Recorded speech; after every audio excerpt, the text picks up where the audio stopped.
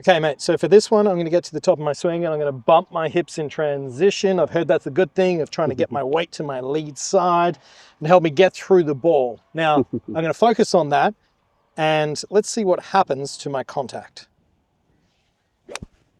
I bumped them. You did bump them. You Why bumped was them a it a hell of a horrible lot. thin shot out to the right?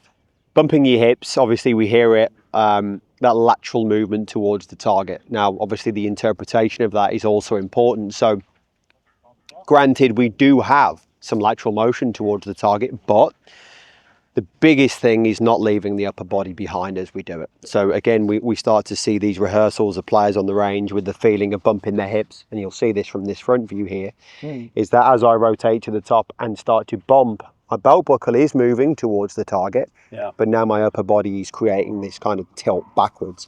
What do we see with tilt back? Well, we see poor contact, releasing the club too quick, all sorts of things, big hooks, everything, pushes, you name it, okay?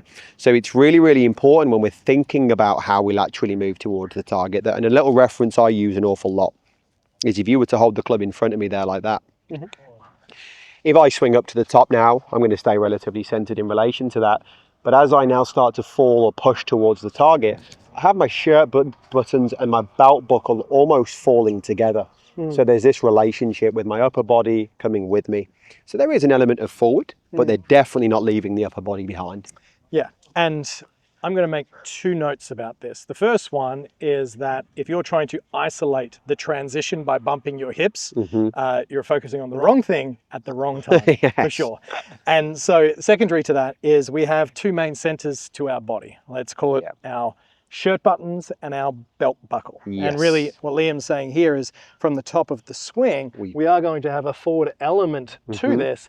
But you'll notice if you hold your golf club up for me, Liam, in front of my body, as I swing to the top, they're going to stay relatively on top of each other.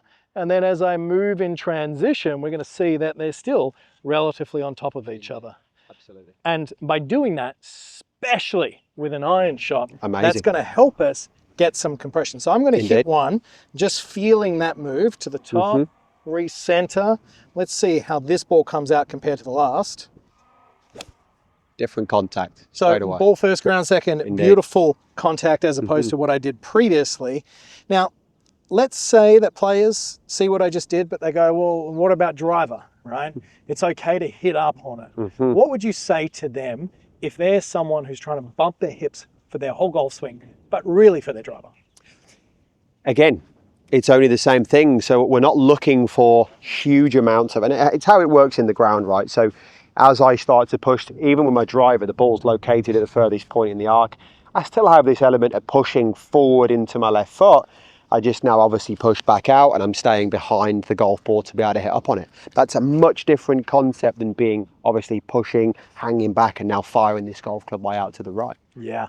And we've done quite a few videos today, and a lot of them really revolving around players who might be thin, hooking, hitting the ground behind the golf ball. And there's a lot of commonalities really with their body movement. Hey, we want to have a very centered pivot to the top in general. We want to make sure this trail side is lengthening, and that allows us to transition effortlessly into the downswing and move. And this is a great drill for people to reference when they're on their own. So if you go ahead and do the thing we don't want to do, as you start pushing laterally, where do we see this butt end point? It's up, way out to the right. Now I've lost the ground.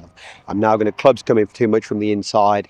I'm going to overtake the club too much. Now if you go up to the top again there, and again, maintaining this relationship with the ground, you start to push forward. This is still pushing, pointing down into the ground. I can now come up and out of this as I swing through it. Exactly. Yeah. My spine's still behind the ball. So what Liam is saying there is that with driver, partly also due, well, majority, due to the setup of having the ball position more forward in the stance, a little bit more tilt. By the time the club meets the ball, it's going to be on the ascending blow. Exactly. But we don't really want to force the difference between the driver and the iron. And by simply getting the feel and putting the golf club across the shoulders, being aware of the end of the grip and going, I want to keep this facing down towards the golf ball for longer in transition, you'll start to feel, and even then, Liam, like when I was doing that, there was so much more force into the ground. Exactly. That just makes it feel like I want to explode on the way up. Exactly. And like you've just mentioned, a really important concept for everyone is We're not trying to do any of, some of these concepts, people feel like that's going to make me drive the ball better, hit up on it, move the club more out to the right. But we're trying to keep very consistent with what we're doing throughout the whole set. The only thing that is changing is how much tilt do I have in my spine and where's the ball located on the arc. Okay. So one more rehearsal of that. I'm really feeling So you're from really going to here. feel like you can keep them together, push down into the ground. I love that sensation of lead Yeah. shoulder and lead knee kind of moving down towards the ground at the same time. Let's put it into a shot. That's fantastic. Very good. Thanks for watching this video. YouTube thinks that you would benefit from watching this one next.